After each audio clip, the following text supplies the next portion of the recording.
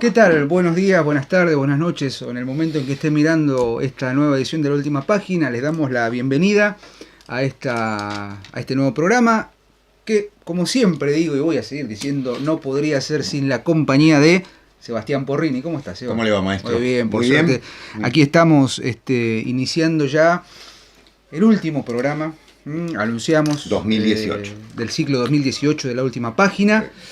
Llegamos al final de este ciclo y bueno, un poco esta situación de cerrar una etapa del año y cerrar esta primera parte del proyecto, a mí por lo menos, Eva, y creo que compartís conmigo, me llena de una enorme alegría, satisfacción por el trabajo hecho. Obviamente, ustedes habrán podido observar que los primeros programas tuvieron algún tipo de dificultad técnica o bueno, queremos decirles también otra cuestión. Nosotros no somos especialistas en medios, no somos youtubers, ¿no? Nos han hecho bromas respecto de que ahora somos youtubers, ¿no? Pero lejos estamos de esta categorización. Básicamente somos dos profesores, dos apasionados de la lectura, de la literatura, de la lingüística y de otras artes y de otros vicios, ¿no? Claro. Entusiasta de eso y bueno, hemos decidido llevar adelante este programa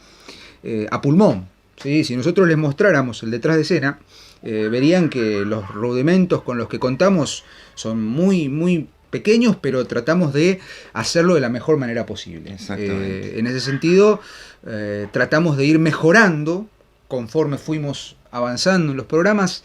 Estimo que muchos de ustedes habrán podido notar un cambio, no solo en la disposición de los planos, sino también en el manejo de los tiempos y de los contenidos, porque bueno, nos pusimos un plazo, ¿sí? Sí. No pasarnos de los 30 minutos, de los 35 minutos, y si bien al principio tuvimos algún que otro problema, logramos sortearlo. Sí.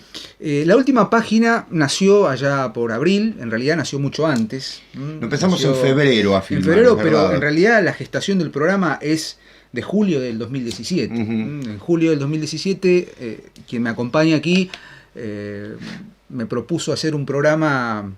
En realidad no me propuso hacer un programa. Con toda mi experiencia Sí, televisiva. totalmente. Claro, sí. Vino con una idea, me enseñó Diego, me dijo, vi en YouTube un programa de dos tipos que hablan de tal y tal cosa, tenemos que hacer algo parecido. Desde la asociación. En ese momento, como ustedes podrán imaginar, como bien dijo Seba, con el conocimiento que tenemos de televisión y de producción televisiva, Sobre todo yo, claro. dijimos, bueno, ¿por qué no? Y bueno, todo lo que se fue gestando a partir de ese momento fueron solamente ideas sueltas. Pasamos por varios nombres. Tenía que tener dos condimentos fundamentales, que era una charla, casi de café, y las pipas. Sí. Eso era condición sine qua non, ¿no? Totalmente, no podemos Así vivir que, sin ellas. En julio del 2017 empezamos la idea de este programa, que todavía no se llamaba La Última Página. Y en febrero, ya repuestos de Dos tipos audaces. Dos tipos audaces, sí, claro. sí. Stark y Hodge Claro. al acecho, ¿no? Exacto. Así que bueno, ¿cómo era este programa de la hora de la... Bueno, no importa, había un programa de televisión que también hablaban de cine. Perfecto. Función privada. Función privada. Hemos tomado algo de ellos. Algo de ellos, sí, Algo seguramente. de ellos Hemos tomado algo de ellos. Exactamente. Bueno, y en febrero nos pusimos a trabajar sinceramente a fondo con el proyecto y queríamos contarles en este último programa cuál fue, digamos, no solo el origen, que ya lo he dicho, ¿sí? Surgió como una idea y esa idea aprendió, fue creciendo y al día de hoy tenemos casi 500 suscriptores, si no más, ojalá, con visualizaciones muy llamativas en algunos videos, otros con menos visualizaciones, muchos likes, muy pocos no me gusta, suscriptores que nos sorprenden, comentarios, devoluciones en privado, pedidos y demás que realmente no solamente nos halagan, sino que también nos exultan y nos conminan y hasta nos interpelan a seguir trabajando, Exacto. a seguir leyendo desde otro lugar. Si recuerdan, y si no pueden hacerlo, ir al primer programa, cuando hicimos la presentación con una dureza y rigidez casi cadavérica, ¿no? Claro, estábamos nerviosos, hacía mucho calor. Exacto. Nosotros dijimos que La Última Página surge justamente como esa posibilidad de encontrar y de leer lo que llamamos literatura, cultura, arte y demás cuestiones, y demás expresiones estéticas, artísticas y culturales desde otro lugar, ¿no? Que la última página de una novela, de un libro, de algo que nos interesa, no es el final, sino la exhortación a releer, a leer entre líneas, a subrayar, a hacer una lectura totalmente descontracturada y sobre todo, y en esto quiero ser claro, Seba, y creo que me vas a secundar en esta idea, una lectura contracanónica. Claro. Contracanónica en el sentido del canon academizado, academicista, y del canon comercial. Y bueno, uno de los principios fundamentales que hemos aplicado aquí es no hablar mal de autores. No hablar mal de autores. Y lo vamos a seguir manteniendo. Lo vamos a seguir manteniendo. Ustedes habrán notado que en ningún momento planteamos una crítica o una lectura negativa de los autores. Optamos por otro camino. Claro. Así que el silencio es mucho más contundente que la crítica negativa, ¿no? Exacto. Así que se habrán dado cuenta. Y bueno, pero Seba, habíamos pensado que en este último programa, hiciéramos una especie de recorrido o de desglose, claro, de cuáles fueron nuestras guías, nuestros ejes de trabajo, ¿no? Es decir, siempre dijimos, y tratamos de mantener ese principio, creo que a partir de los 7 u 8 programas, de dedicarle un programa a un autor de literatura o a algo de literatura, y un programa siguiente a algún tema, claro, a algún aspecto, a algún movimiento. En ese sentido, bueno, empezamos por ahí medio a oscuras, a ciegas, viendo, bueno, el primer programa dedicado a Calazo, que era un ensayo, un libro de ensayos. Plantear también, a partir de Calazo, otras lecturas. Claro. Calazo posibilitó esa suerte de lectura absoluta, de literatura absoluta. Después fuimos con Hugo Mujica, y hablamos de un poeta. Después hablamos de una novela, claro, totalmente de pronto descontextualizada respecto de lo que veníamos diciendo, hasta que encontramos el camino. Yo creo que, Diego, me parece interesante ver que igualmente se pueden nuclear los programas, ¿no? Hoy estaba pensando, previo a esto, cómo recomendaría de alguna manera ver algunos programas, si es que hay ese interés, ¿no? Yo creo que están los programas que hemos dedicado a ciertos lectores, ¿no? Más que escritores, grandes lectores que a la vez escriben de una manera genial, y en este caso citaría Calazo, Mujica, ¿no? Fareta, Julio Valderrama, Elie Sola, René Guénon, Mircea Eliade, ¿no? En distintos aspectos, ¿no? Con distintas visiones.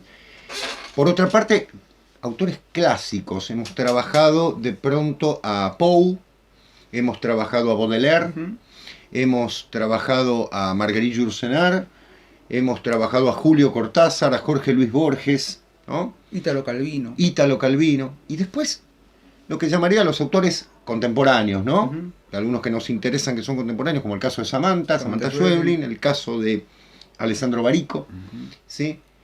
Gustavo Manzanal, lo iba a poner en el primer grupo, Gustavo Manzanal, y en algunos casos los temas, ¿no? Los temas. Ahí creo que también... Claro.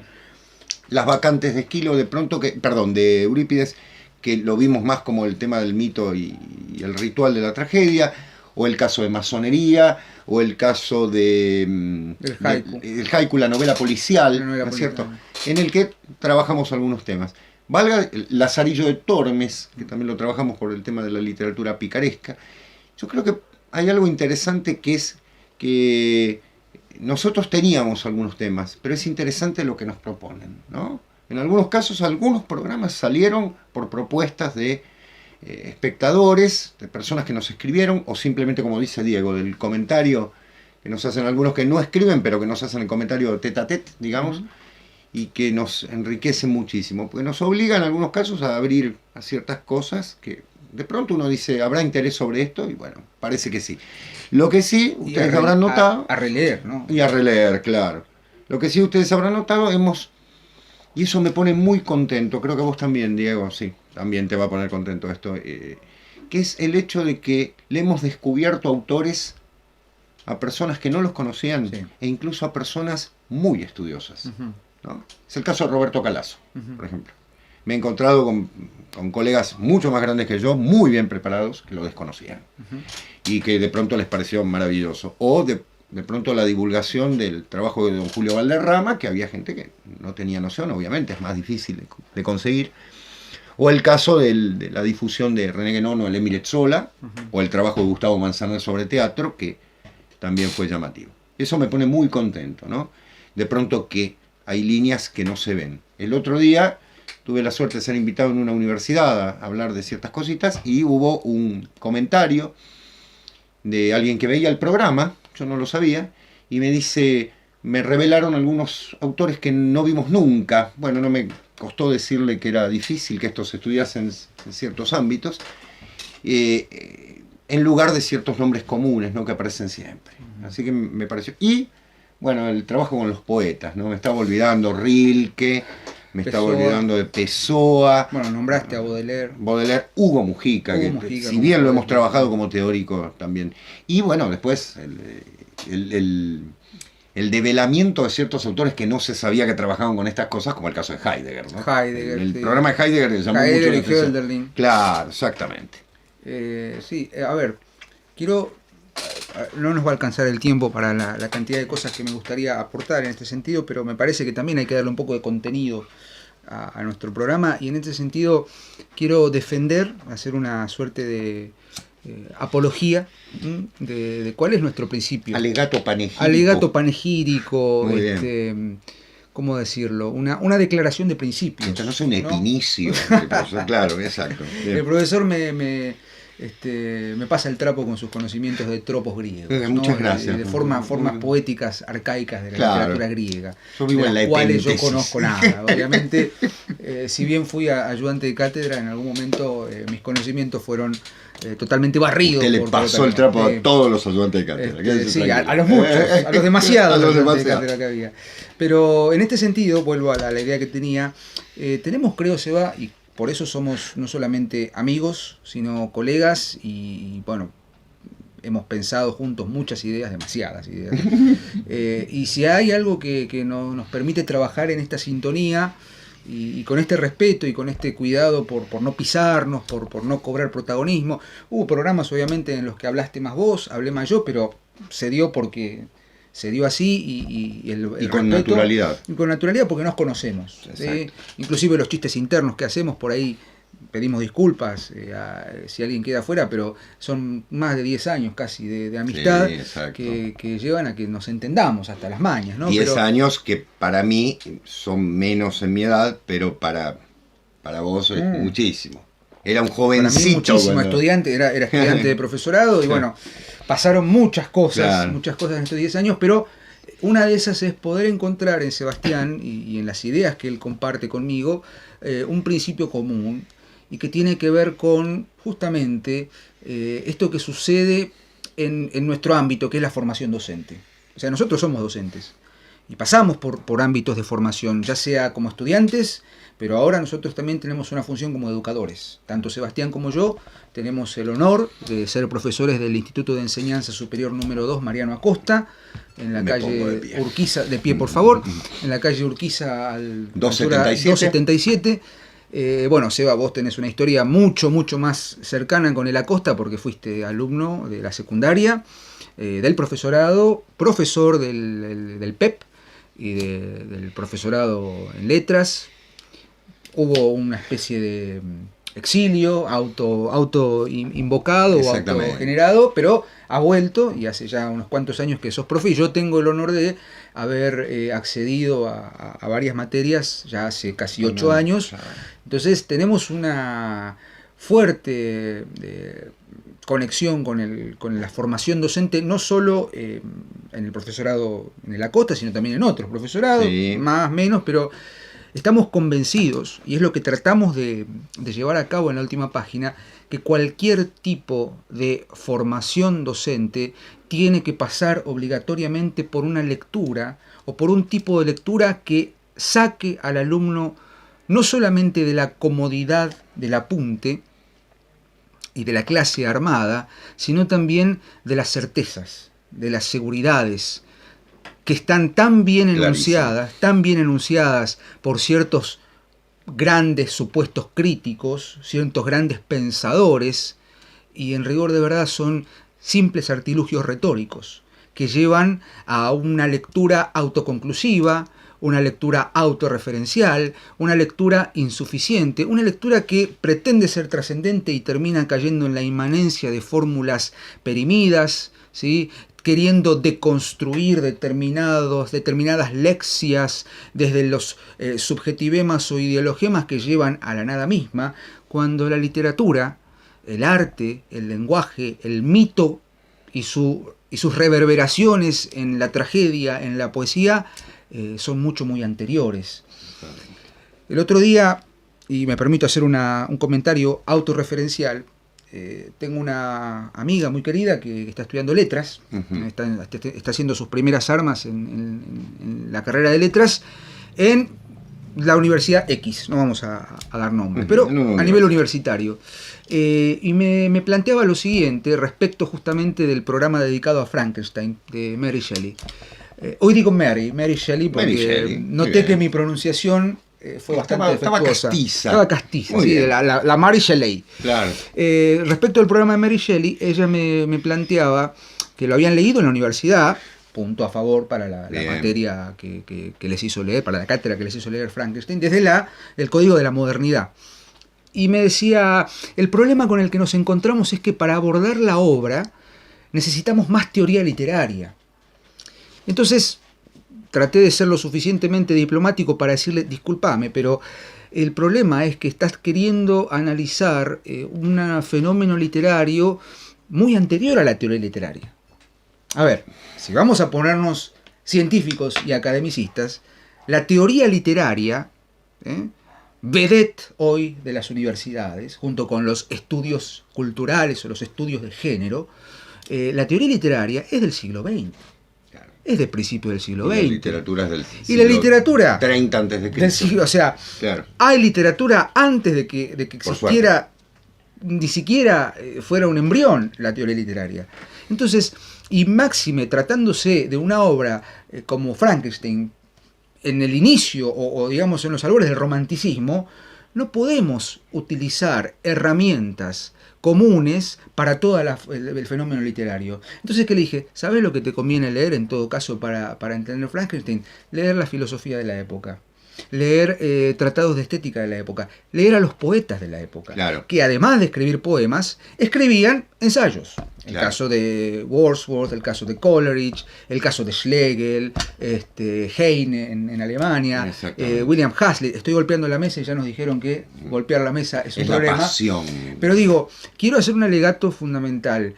Nuestra querida, bueno, en mi caso, querida profesora y en tu caso amiga, María Elena Fonsalido, nos dijo, homenaje a ella, nos dijo en el segundo año del profesorado de Lengua y Literatura en el Instituto 42, si ustedes pretenden que el profesorado les dé los libros, están totalmente equivocados. Nosotros les acomodaremos la biblioteca. Cuando se compren los libros, cuando lean los libros, van a saber dónde ubicarlos. Exacto. Es un principio de lectura fundamental. Porque uno entra a la carrera de letras diciendo, bueno, voy a leer y yo soy lector, y no es así. Y cuando nos chocamos con la realidad del fenómeno literario que nos golpea, porque nos golpea cuando leemos un texto y no sabemos cómo entrar a él, dentro de él, porque aplicamos las herramientas de la teoría literaria y fracasan. Porque si yo quiero buscar los niveles narratológicos y los deícticos de subjetividad en Frankenstein de Mary Shelley, y me voy a quedar en una primera lectura que decir, sí, tiene 3 narradores, listo, y sos bueno con la primera lectura, sí, pues ni siquiera es la literal, sí, ¿no? Va a un campo excesivamente, casi pronominal, diría.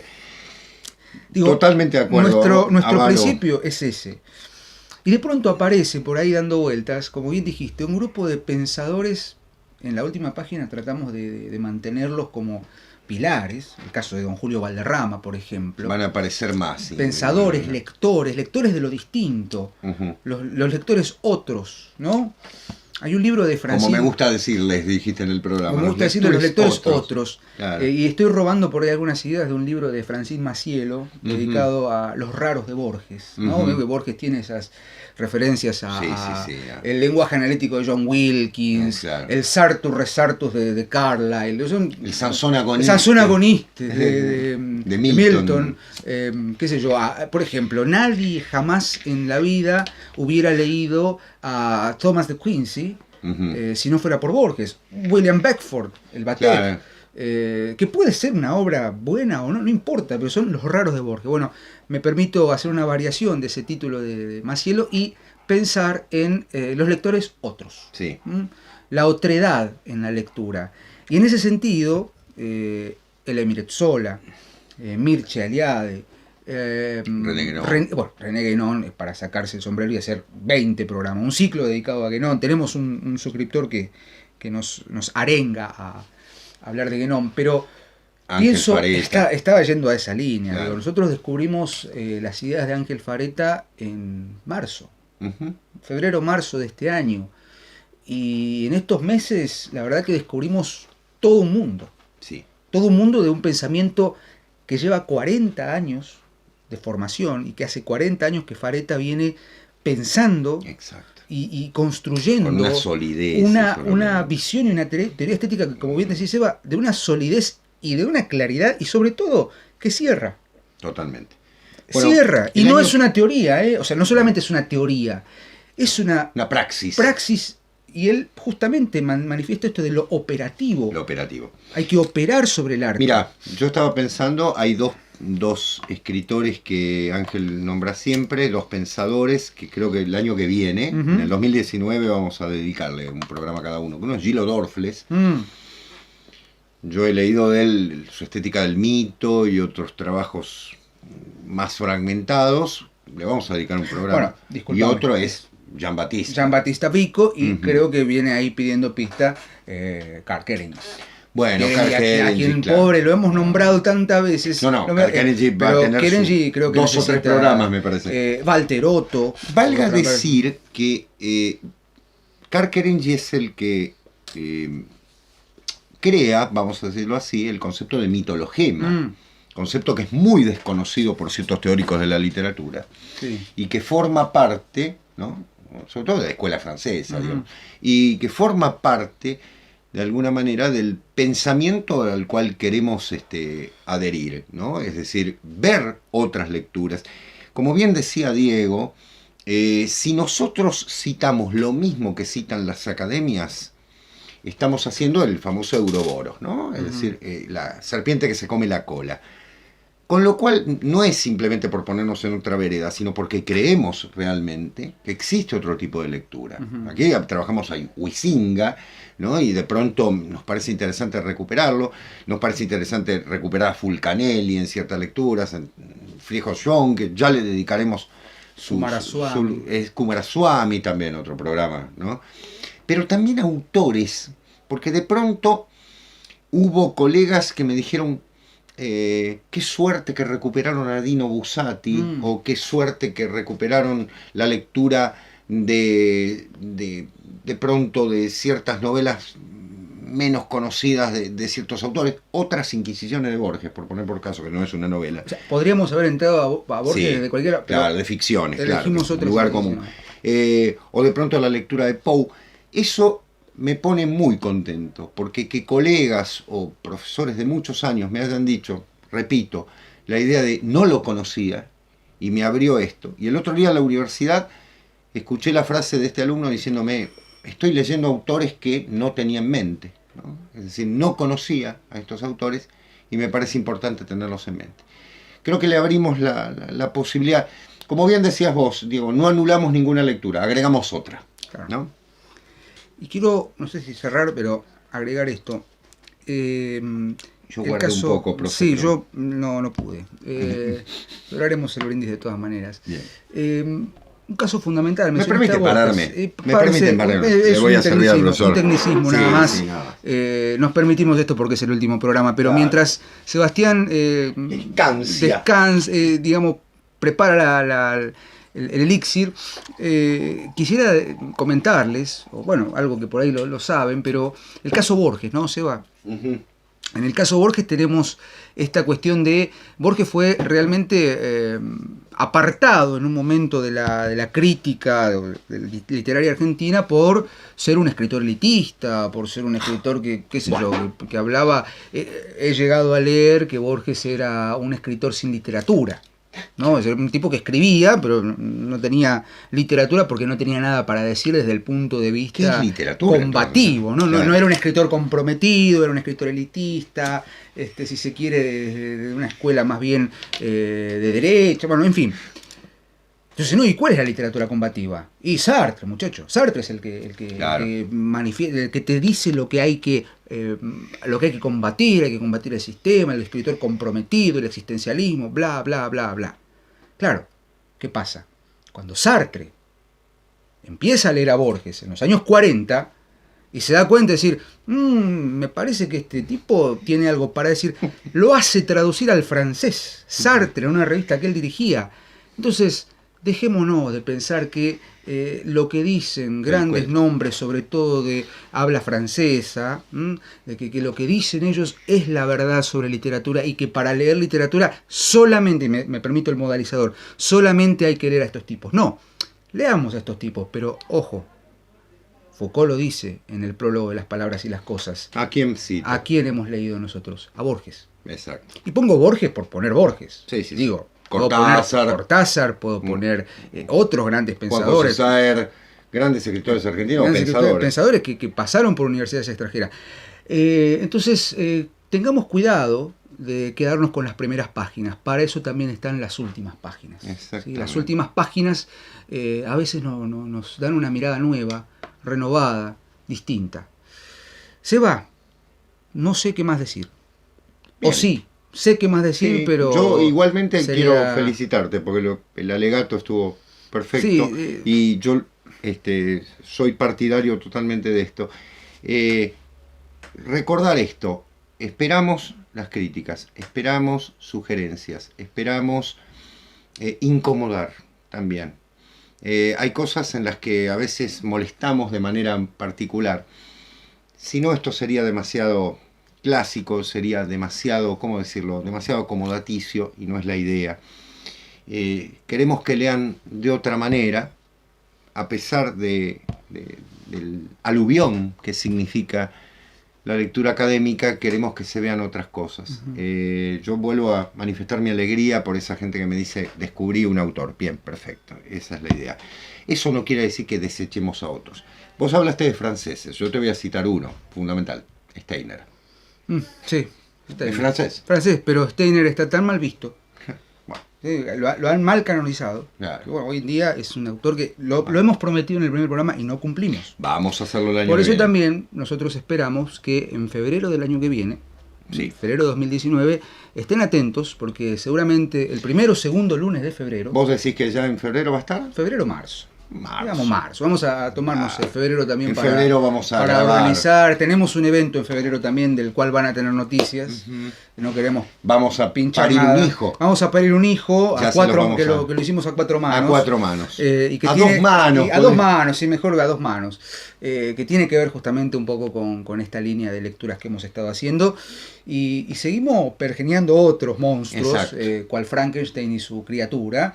Esperemos no terminar como ellos, ¿no? No, Pero no, bueno, no.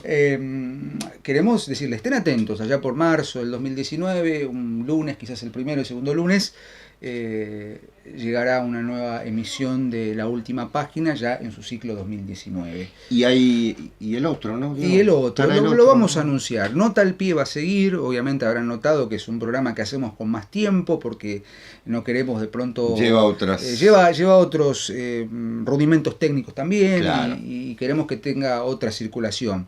Pero lo anunciamos directamente. Vamos a sacar un tercer contenido, ADTV, que se va a llamar El hilo de Ariadna. El hilo de Ariadna, para Qué no bonito. perderse, o claves para no perderse En el laberinto. en el laberinto de la educación y de la Exactamente, formación. ¿sí? Así exactamente. que el año Les que vamos viene... a dar un hilo. Sí, vamos a darles un hilo que los va a llevar, como el hilo de Ariadna, a la salida del laberinto. ¿Puedes creerlo? Sí, Mariano? puedes creerla. El Minotauro apenas se defendió. Exactamente. El De sol eso nos reverberó encargamos. en la espada de bronce, ya no quedaba un vestigio de sangre. Lo Maestro. creerás, Ariadna, dijo Teseo. El Minotauro apenas se defendió. Felices fiestas. Felices fiestas. Sí, este Gracias programa a saldrá todos. cercano a las Navidades. Estamos brindando y con té frío. Té frío, jugo de manzana. Y para quienes preguntan qué toman estos tipos, jugo de manzana. Pero bueno, salud por Rini. Maestro, gracias.